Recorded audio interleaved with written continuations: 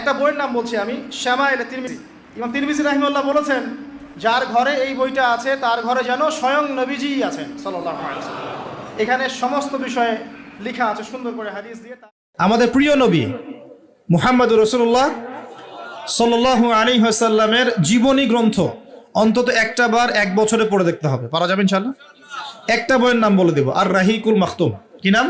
আর রাহিকুল মাখতুম।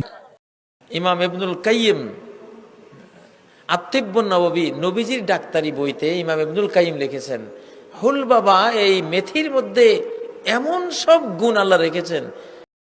এখানে পাবেন সকালবেলা পড়ার পরে কেউ যদি সন্ধ্যার আগে মারা যায় ইনশাল্লাহ জান্নাতে যাবে। সন্ধ্যাবেলায় পড়ার পরে ফজর হওয়ার আগেই যদি মারা যায় ইনশাল্লাহ জান্নাতে যাবে।